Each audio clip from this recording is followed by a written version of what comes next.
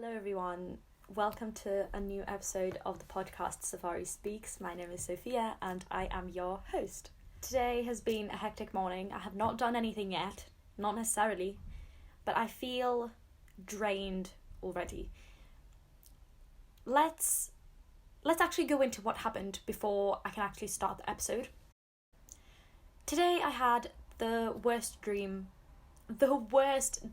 that any woman, young girl in general can have. I'm sorry, but it's one of those the girls that get it thing, if you know what I mean. And men will just never understand. They really won't. I had a dream about being pregnant and having a child. And before anyone says that, oh, that's crazy, or that, well, be thankful that it's a dream, in a way I am. But the amount of sadness that washes over you when you wake up from these type of dreams is just unbelievable. It's painful. I feel like I've been stripped away from my little baby girl. The problem is with this dream actually is that I didn't actually give birth in the dream. I don't remember that part. That part just got cut out. And for some reason in this dream, I gave birth to a girl. Whereas in all of my previous child-bearing dreams, I only had boys. So I don't know what to think now. How am I supposed to function? I just had a child. I am literally experiencing postpartum and the baby isn't even real. Now, don't worry, there is no possibility of this happening. The issue also lies within the fact that I didn't even get to see her in my dream, which makes this incredibly just inhumane, and it just makes it 10 times worse. I didn't actually see the baby. I only saw it in a video. In a dream, right? Okay, just clarifying, this child does not exist. I'm not pregnant. I did not just give birth tonight. But in the dream, my mom was the only person who actually saw her for some reason. So I guess that's that. And no, I'm not happy. And I am actually deeply hurt by this dream. So while I figure out how I'm going to function through the rest of this day properly, we're just going to have to deal with it, really. I will love you forever and I will cherish you, and I hope that someday I will actually meet you, my precious baby daughter. Now, this morning doesn't just end with the dream. The dream was only the beginning. This was before I even opened my eyes. When I did open my eyes and decide that, actually maybe I should function this morning, it was 20 to 9 and I had a meeting online at 10. So I thought to myself, you know what, it's fine. I'm just going to sleep for a little bit more, just chill in my bed. It's fine. I'm going to just wake up in a second. So whatever, I get up, go to the toilet, come back, drink some water. And I'm like, okay, I'm just going to lay in bed for a little bit. And I'm thinking about this dream. And I guess I must have fallen back asleep because the next time I open my eyes is from a fire alarm that we have every single week at 10 in the morning. My meeting was at 10. I open my eyes. I am barely functioning. I look like a dumpling, right? Haven't done my gua sha morning facial massage yet. I haven't even washed my face. This might sound disgusting. I went into this meeting with my teeth not brushed. And thank God it was not an in-person meeting because the shit quality of my camera on my computer disguised the reality of how I really looked like and what I really felt like. And honestly, thank God, because I do not want anyone to see that. So I wake up in this fire alarm, it's blaring. I wash my face. I didn't even get out of my pajamas, put my hair up, kind of slick it back, whatever, we look fine. And then I cannot log on to the meeting. I just cannot log on. There's something wrong. It doesn't work. I'm getting angry. I realize that I'm already late, which is incredibly unprofessional, and I am the worst perfectionist when it comes to this. I despise tardiness. So whenever I'm late for something that's genuinely serious, that genuinely matters to anyone who's listening to this, and if you've waited for me before, I'm really sorry, because that doesn't really count. But when I'm talking about professional settings, whether that be school, well, university at this point, or jobs or anything, I despise tardiness. I just think it's just so unnecessary. Can we please just all be on time? And of course I understand there are buses and traffic and unseen circumstances, But other than that, in all cases other than that, I hate tardiness. And so, you know, we've all been there. Like, I've been there. I've been late. And I hate myself even more every single time that I'm late for something. It just, again, I'm speaking in a professional setting. I'm not speaking when I'm going out with my friends or when I have a guy waiting for me for, like, ages, which never happens anymore. But point is, it's not nice. And I feel like the geometric progression with how shit I was feeling in that moment was just growing exponentially. Like, it looked like one of those bacterial log graphs from school. So I was like, okay, you know what? It's fine. I email the person and I say that I can't get onto the meeting. And I think to myself, you know what? Maybe I just don't have to go in. Like, maybe I just don't have to join this meeting and it will be fine. Mind you, this is for my own benefit. Like, this meeting was actually important for myself. It wasn't even important for those people as much as it was important for myself. And I was like, you know what? I guess it's not meant to be. Whatever. You know, it doesn't really matter. So I decide to go make myself a coffee. And as I'm making my coffee, I get an email from this lady saying about, oh, you know what, here's the link. Just try joining from here. Thank you for emailing. You know, sorry, whatever. Well, I'm already making my morning coffee. There's nothing stopping me now.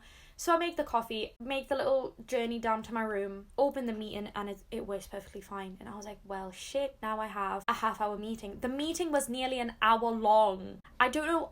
I think I spoke too much, maybe. It was a one-on-one meeting, which makes it even more awkward. And then it was just not glamorous. I don't think if I can share all the TMI that was going on there at the moment. I don't think we're that close yet. Maybe I'll revisit the stories sometime later. But yeah, it was just for nearly an hour of just talk. It was actually really nice. The lady was so lovely and I had a great time at this meeting. But it was just not, like, this day just did not start how I wanted it to start. But now I have a few hours before another thing I have to attend, training. So while I have the time to talk before this training, I just wanted to record another episode because I can edit it later on today and I already have something to post. What a dream. Honestly, this is just lovely. If I'm being honest, when I recorded the first episode and watched it back later and edited the footage, I was deeply embarrassed and also deeply confused with how different of a person I can be. Whatever you've heard in the first episode, that's not me. I speak like a dead fish in that episode for no reason. Why was I so scared and so self-conscious? I don't know.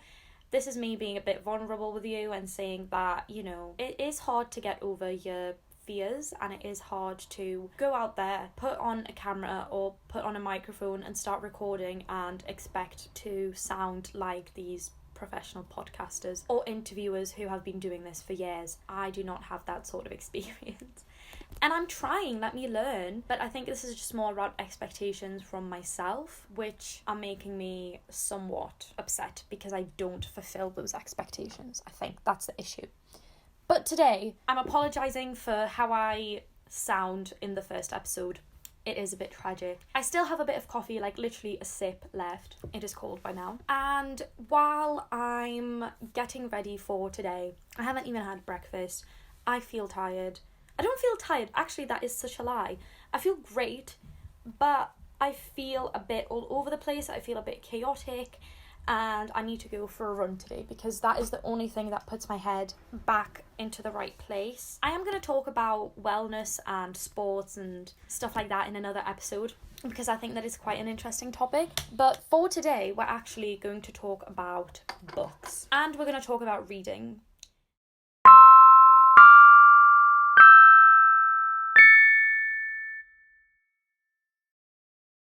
So I have always been a fan of reading when I was younger. My mum used to always read to me. And I think the reason why I decided to talk about this and why I put it down as an idea for a podcast episode is because reading is still very popular. And I think with book talk and things like that, it's becoming even more popular. But I decided to go over my summer reading list and give a little review of all the things that I've read in the summer. Now, I know it's October. I'm aware that it's October. However, these are just the things that I've read in the summer. And since I haven't read anything since, I'm gonna talk about these.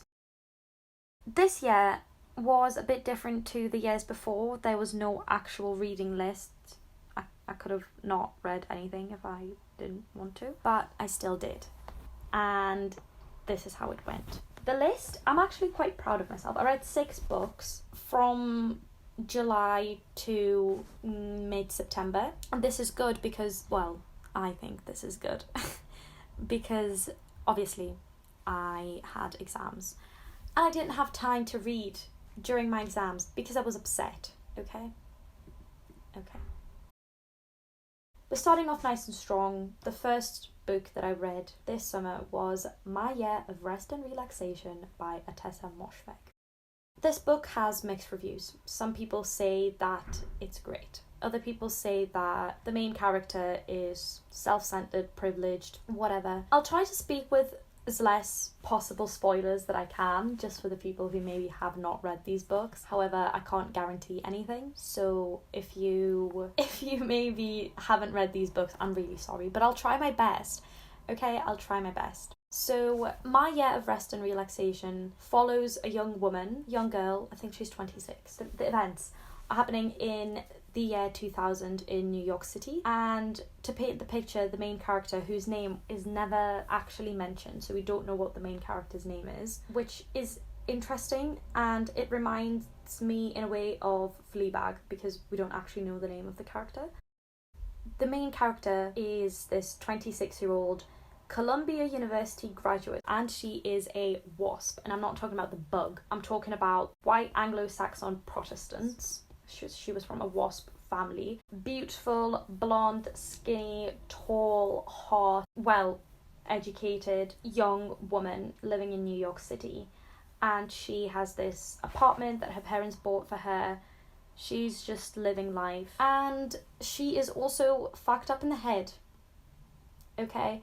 The main story revolves around this year that she calls her year of rest and relaxation, where you can kind of see her character deteriorating as time goes on, and she does finally find a certain peace within herself where she ends up taking very heavy medication and just goes through these periods of blackouts where she actually just sleeps for days, and then in days when she is conscious she just kind of eats, showers, and that's it. She has a best friend that is also a side character in this story, and her on and off ex-boyfriend is also mentioned in this story. Those are kind of the only big characters I want to say in the book, at least some who had some dialogue.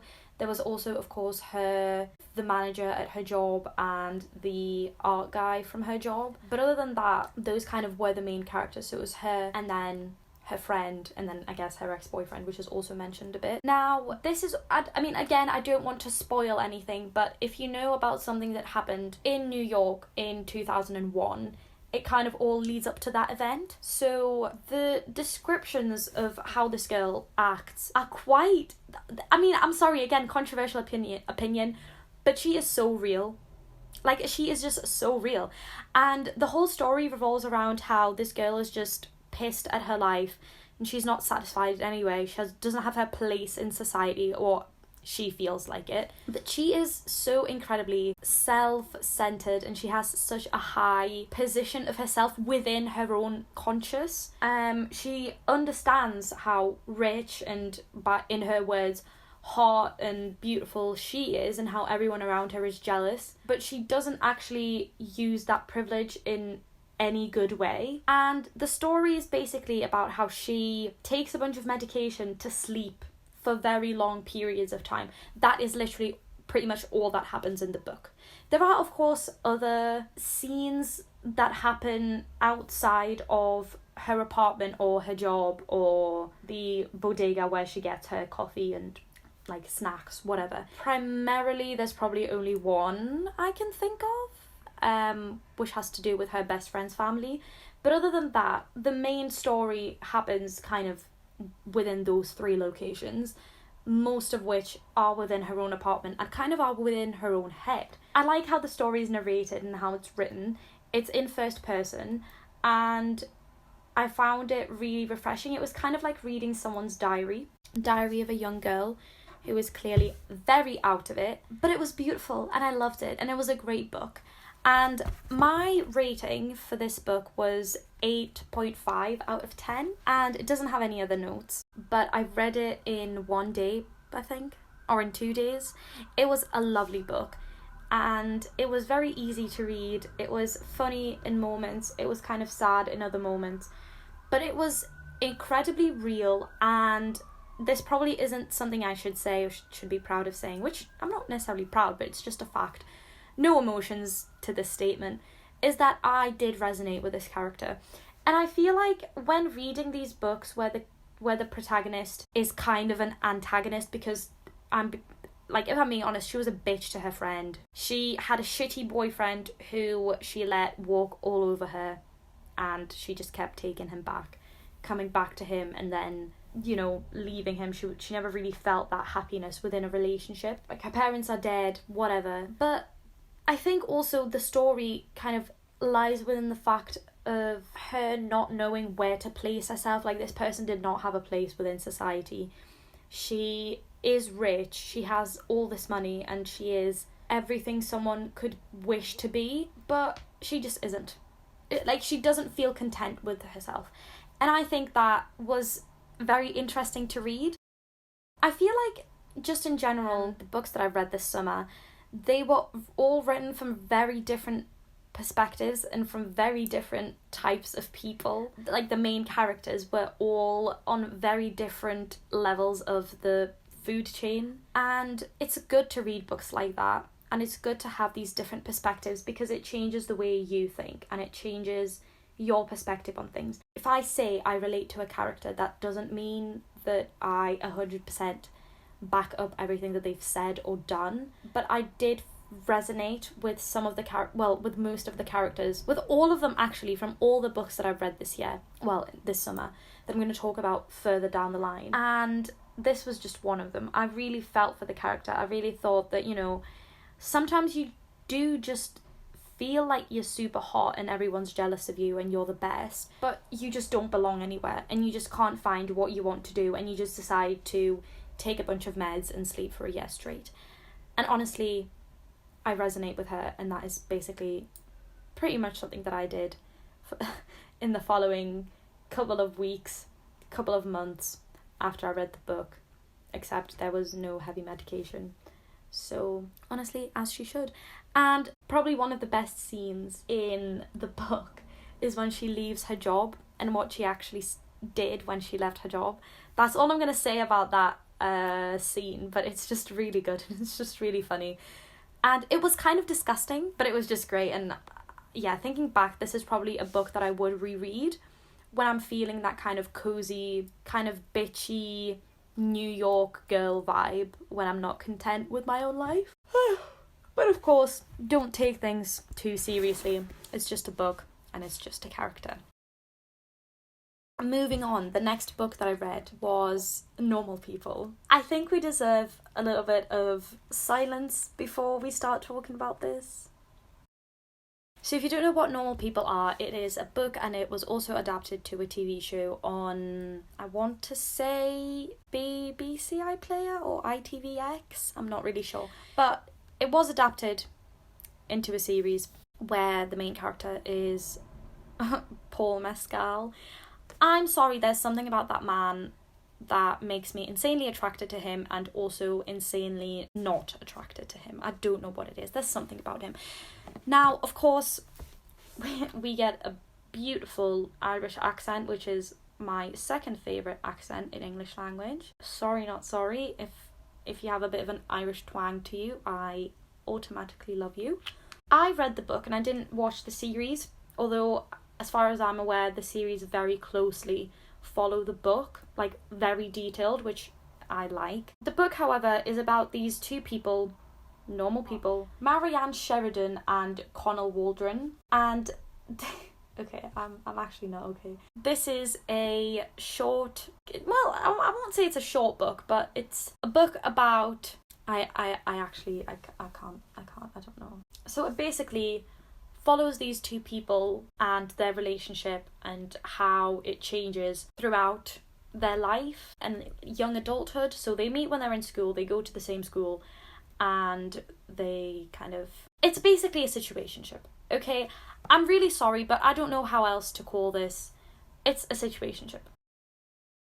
Now, Normal People was written by Sally Rooney, and it's an incredibly popular book, and the two main characters, Marianne and Connell, go to school together, they have a situationship, they kind of like each other, but they don't speak to each other in school, and then eventually they start kind of dating. They just kind of see each other sometimes, and then they sleep with each other, but they're not actually dating, and then she spends some time at his house, and then he is from like a normal working class family raised by a single mother in like a regular house, and he has a car that he worked for in the garage for like 3 years or something before that to get this car. And then she is from like the coolest, richest house in their area. Like her mother is some sort of lawyer. Was she a lawyer, I think, or something like that? And Connell's mum actually works for them as like a housekeeper, so she comes in and cleans the house sometimes. And that is how Connell essentially meets Marianne and starts talking to her, is from those times where they met at her house. And he feels incredibly embarrassed. He's like, oh, it's kind of awkward, like my mum works for you as a housekeeper, and like poor guy, rich girl sort of situation. But then, you know, they're like kind of dating. She's in love with him, he's kind of in love with her, but he's like, no, she's the freak, people will laugh at me if I date her properly. And then doesn't work out. They go to university, they meet in university, they start kind of messing around, dating again. Doesn't work out again. They don't see each other for a long time, but then they kind of get back together through emails, and they're kind of still talking, and they get back together, and then it doesn't work out again. So essentially the whole book is emotionally heavy, and it just talks about how these two people cannot for the life of them communicate with each other and communicate their feelings, and just be like, look, I really like you, I really want to be with you, or I really want to live with you, can we like keep it as it is? And it has these strong themes of class divide, about how Marianne has this money and she's a bit higher up in status than Connell is, and Connell is kind of this, he's like really popular in school, and he kind of becomes a loser in university, and it's completely opposite from Marianne. She got teased and she was hated in school, and then everyone in uni kind of loved her. So I'm still waiting for that glow up to happen for myself. Yeah, that's just kind of how the whole book is written, and a lot of people didn't like the way that it's written, in terms of the fact that most of it is dialogue, and the dialogue isn't edited, and it's not formatted as a dialogue with like proper punctuation. It's just written in sentences.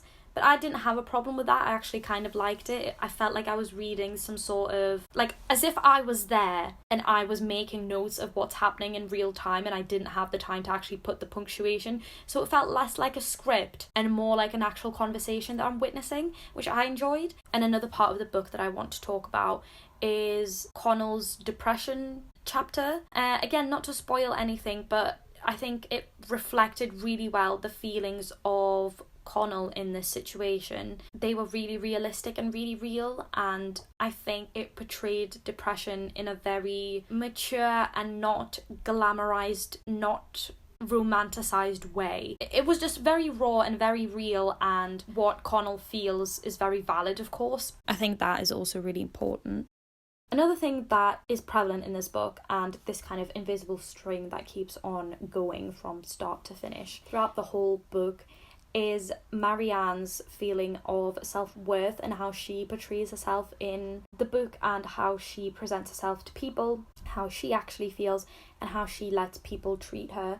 And I think that is also really real and really relatable in a lot of situations. A lot of the scenes really show how she does everything just to be kind of loved, and she will always be that submissive partner who will allow their partner to do anything with them as long as they're happy, and therefore they feel happy through their partner's happiness. And I feel like that is very relatable to a lot of people in a sense. So I think that the book is great. I gave it a 9.7 out of 10, and it was just great. In my eyes, they did stay together. I don't really know why people say that they didn't stay together. Like, they obviously did. I'm not being romantic about this. I genuinely just don't understand why do people think they didn't stay together. Like, he left and then she said, I will be waiting for you. So anyways, no more spoilers and no more normal people. The book is great. I really recommend it. It's nice. It's not overly sweet and cute and romantic, but it's just a really nice book. So thank you, Sally Rooney, for this. At this point, I was reading 2 books at the same time, but I'm going to start with the one that I finished first, because the next one I have a lot to say.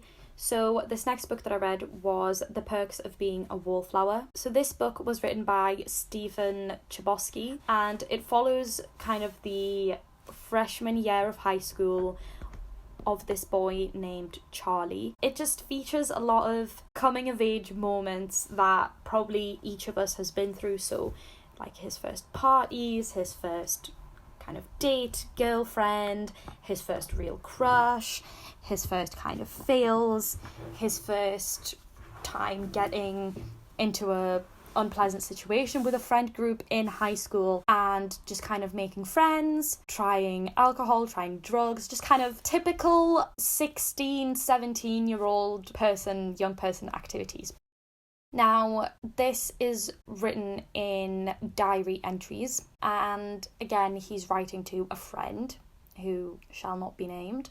And this is set in the early 90s. He goes to this regular high school, and it talks a lot about not only those cool parts of kind of self-discovery and unity and family and feeling complete through family and friends, feeling content with yourself and feeling that you have this community, but it also talks a lot about kind of mental health and how, actually maybe things aren't so great all the time, I guess, if you can say that. Again, not to spoil anything, but this young person, so Charlie, he's 16, he has experienced a very serious and traumatic case of abuse when he was a child through someone who was very close to him. And it's not directly stated in the book, but that is what happened. And as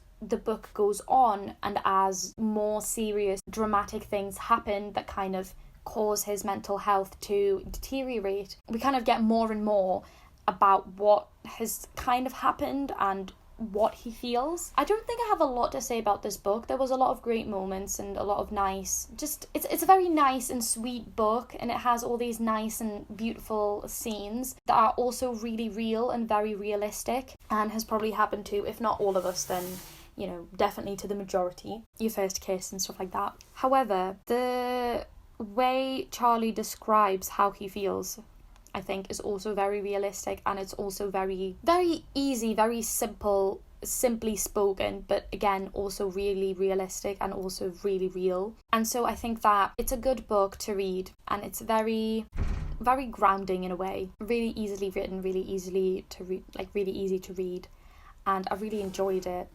And I've watched the movie before. The movie kind of gives a bigger insight on what actually has happened to Charlie. Talks about a bit of everything within everything.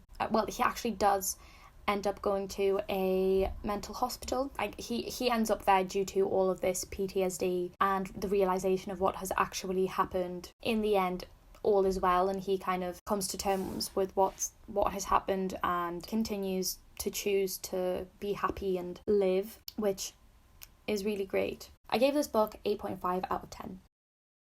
The next book, okay, I feel like I should do a deep dive into this one time, and this is not one of those things where you can just talk about it for a few minutes. I had a lot to say about this, and this book took me quite a while to read. I was reading it on and off. First of all, because I was always everywhere around, all over the place during the summer. So in order to carry this book around, it was over 350 pages. I had to shove it in my bag and fit it around. But this is the book by the one and the only Bret Easton Ellis, and that is American Psycho. I think I can talk about this for probably hours. The way that the movie does not even give you obviously the movie is really popular. It became really popular, blew up on TikTok. Everyone was watching it. There's still edits that I've seen. Everyone was like, oh yeah, I am Patrick Bateman, whatever. Let's see Paul Allen's card. Okay, cool. I've seen the movie twice. Maybe I've seen the movie 3 times. I'm not sure. But I've seen the movie a couple of times. I think I've seen it 3 times. And the way the movie does not even give you 40% of what has actually happened in the book is crazy. Like, the character isn't crazy, but what has happened in the portrayal of this character in the movie is crazy. So if you want to actually get a full, explicit version of what has happened with this guy, please just read the book. I don't recommend it to... Like, this book has an age restriction for a reason. It was hard to read at times. I had to take breaks whilst reading it. And I can't really say that I'm necessarily the most sensitive person when it comes to things like this, but there were just scenes that made me feel a bit queasy, and it's just so I really do, read at your own discretion. It's not terrible, but this is one of the books where I did make notes, and the notes include, this is the only thing that I've written about this book, lots of gore and descriptions.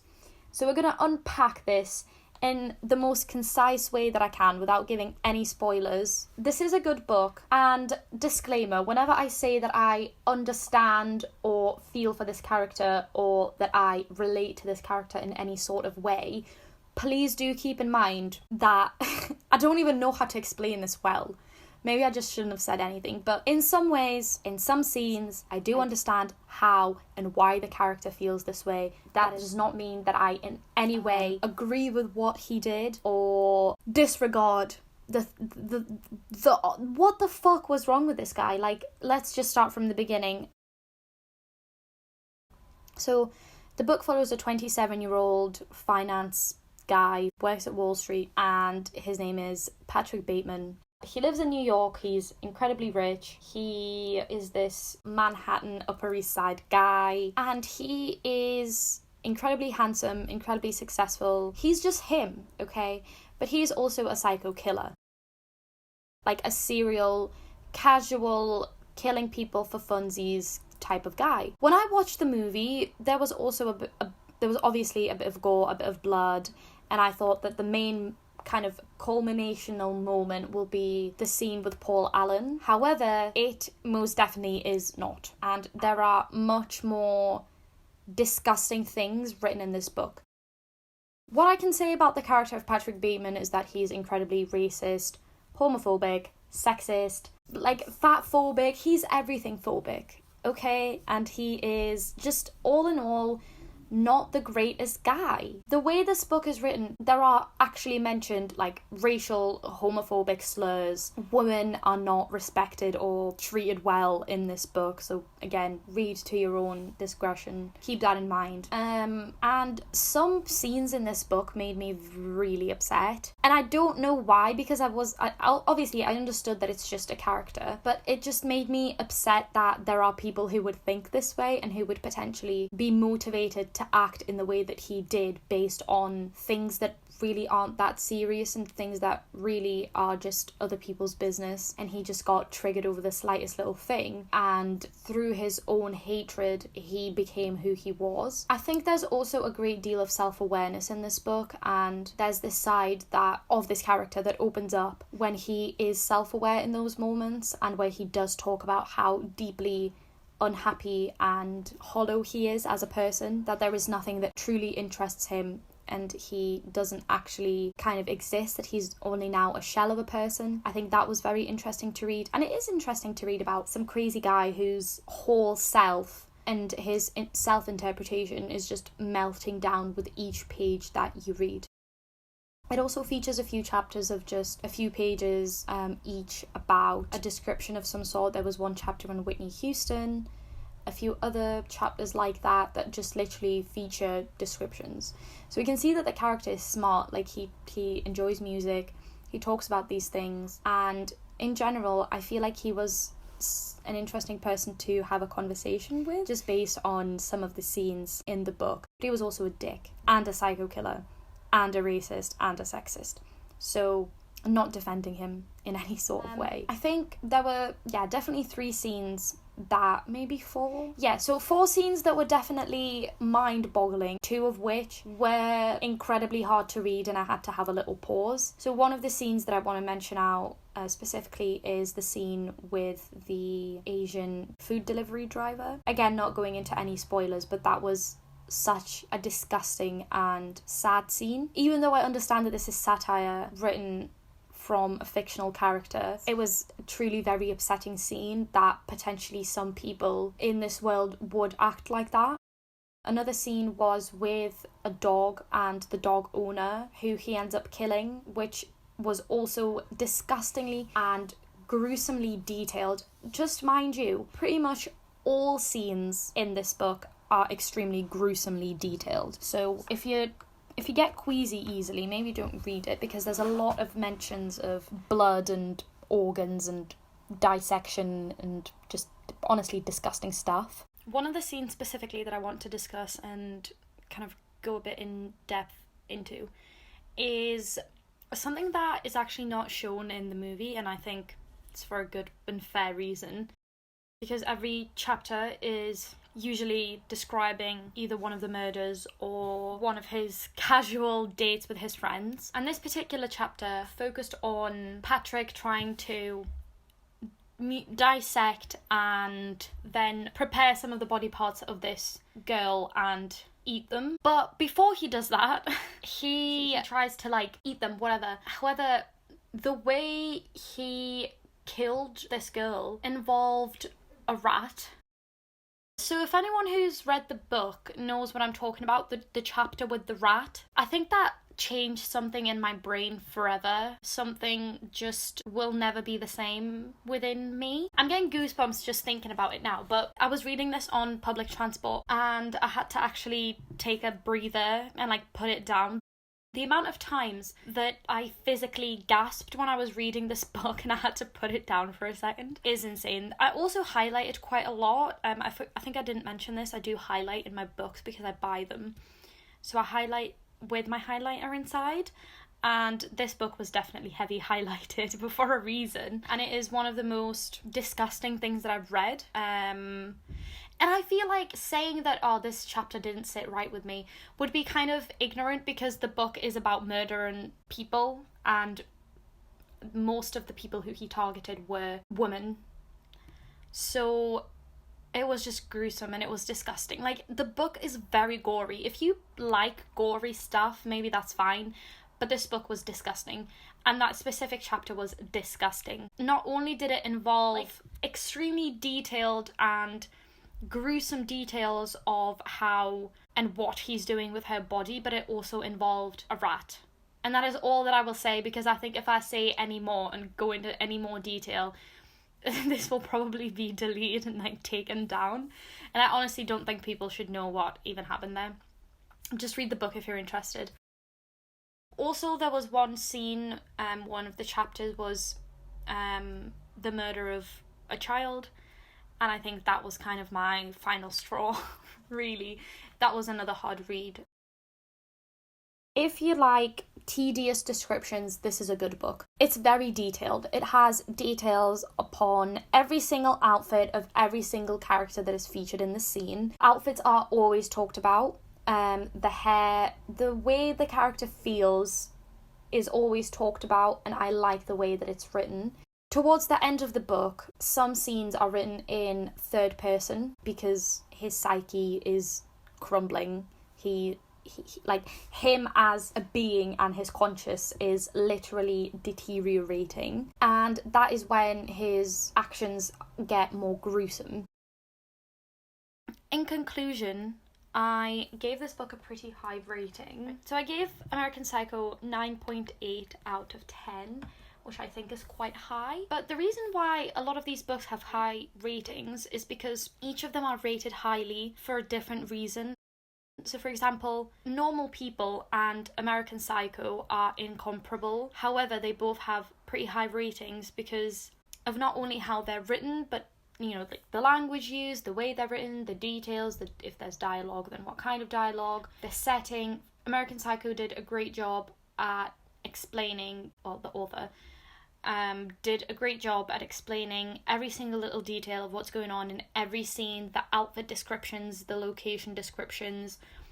It gave us a full mental diary of this main character, Patrick Bateman, and it sort of gives us a bit of an insight on potentially why he might act this way, but not fully really understandable. And there are also these moments of self-awareness. Potentially we see kind of hope and redemption for this character. And as the author himself said, Patrick Bateman is not a character that you can hate. He is extremely likable. He seems like a nice guy.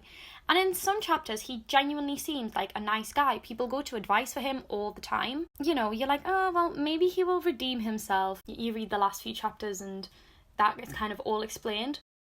And then I feel like another part which I missed out on when talking about this book is how people keep either confusing him with someone else or they just don't know who he is by name. And I think that also had a very big effect on him as a person. For example, the girls he hires don't know what company he works at, even after he tells them directly. They still think that it's a shoe store. I think that was also another interesting detail. I highly recommend this book. Read at your own discretion, but it was great.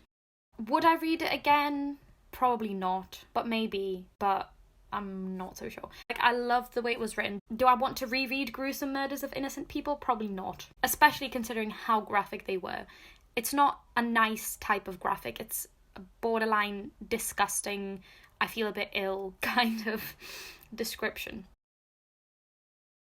Final book that we're going to talk about today, and that is technically the last actual book on my list, is The Handmaid's Tale. This was written by Margaret Atwood, and it is in the A-level literature, English literature program. I've never read this book before, so I read this in the summer, like over the summer, towards the end of the summer actually. And this was something that I wasn't sure I was going to find easy and interesting. And it wasn't something that I took as a leisurely read. This was something that I took on holiday with me, deliberately knowing that this might not be the best holiday read, just something to read while I'm on the beach. This was going to be something where I might feel upset. And if I'm being totally honest, I feel like this book is easier in some ways to read than like Gruesome Murders of Patrick Bateman, of course. But I think it's deeply upsetting to the point where it seems realistic. For example, again, they're not comparable, obviously, but in American Psycho, it's very unrealistic. Like, you get to a point in the book where people would notice things. People would click on to his behaviour or the things he's saying. They don't, and that's the whole point of the book. Whereas here, it's a complete dystopian reality, and it seems so dystopian that it seems almost realistic. I don't know how to explain it, but I read this book pretty calmly. I read it in about 3 days, I think, whilst on holiday, and I highlighted the most. I think this is the book that I've highlighted the most out of all the ones I've mentioned above. This definitely gave me a lot of thought. Again, I'm trying not to spoil, but I definitely thought that there was going to be some part of redemption and a glimmer of hope, which just did not happen. Now, for those of you who might not know what actually happened in The Handmaid's Tale, or if you haven't read the book, this is a book by, again, Margaret Atwood, and it follows the story of a young woman who is not named. And the book that I actually had an introduction by Margaret Atwood herself, written like a few years after the book was published, and it is said that the name of the character is never named, even though people had their own theories of what the name of this person was. She is not named once in the book. It's again written from first person. We get a great description. I think I just like reading books that are more like diaries and personal entries. I feel more connected to the character rather than reading in third person. And so we get this point of view from this woman who is living in like a post-war, post-revolution America, with like in this house with a commander. She is a handmaid, and the purpose of handmaids in this dystopian society was to be child bearers, basically a birthing, incubating machine, especially for those who could not conceive. So in this world, couples have trouble conceiving a child, and those of higher rankings get assigned this handmaid, who essentially is used as a surrogate, but she actually has to have sex with the actual man in this house, and she lives with that couple, but she basically has no freedom, little to no freedom.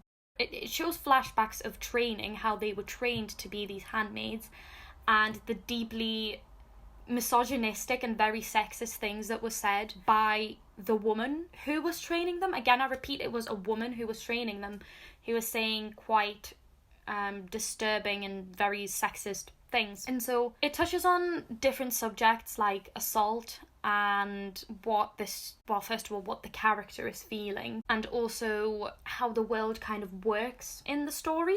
Essentially, the handmaids can go to the shop to get some food, and then they come back, and then that's pretty much all they can do. Everything in the rooms is made so that they cannot escape or potentially unalive themselves, and they are just there for one sole purpose. The romantic between them and their commander is not in any way romantic. It's not in any way entertainment. It's just for the sole purpose of trying to get this woman pregnant so that she can birth this child and give it away to this couple, and then get passed on to the next family, to the next house. By the way, if I didn't explain this well enough, it is technically her biological child. In case of this woman getting pregnant, it would be her biological child. The actual scene where this process is described was a bit disturbing for me, and honestly, I don't understand why it had to be that way. That just makes it so much worse. In the story, the woman has in her past life, as she calls it, she had a daughter and like a husband, and she talks about them, and they tried to escape kind of before everything started happening, before the government was overthrown and everything. And those feelings that she described, as a mother, I think are very tough to read. However, I think that these women were a bit brainwashed, or they just accepted kind of their fate. They get given different names, not their real names. And the name of this woman is Offred. She eventually gets into this weird relationship with her commander that is like half friends, half just some sort of situationship where they just hang around and play board games, and he takes her out to this party once, and it's the first time she sees the real world since forever. And this book was interesting and hard to read.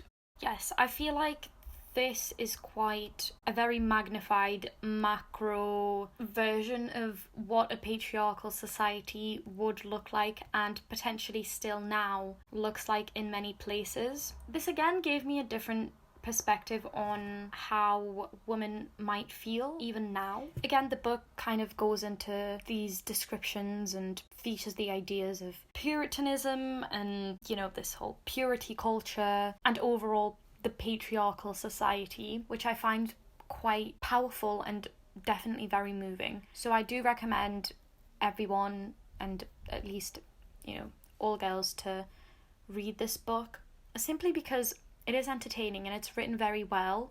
It definitely very well describes these feelings of, I guess, hopelessness in a way, and also this just acceptance that no matter how much they could potentially try to change something, things are the way that they are, and that's sort of it. So the rating that I gave The Handmaid's Tale was a 9 out of 10. I deeply enjoyed that book, and I think that it's a great read for, honestly, anyone who wants to get a bit of a shift in their thinking patterns, and also it's dystopian. So if anyone likes kind of dystopian novels, then this is a great one. Anyways, those were my summer reads. If you want to share what kind of book you read recently, then definitely pop that down below. And also give the podcast a review, because those are greatly appreciated and they help me understand what is popular. Anyways, thank you so much for listening, and I'll see you next time. Bye!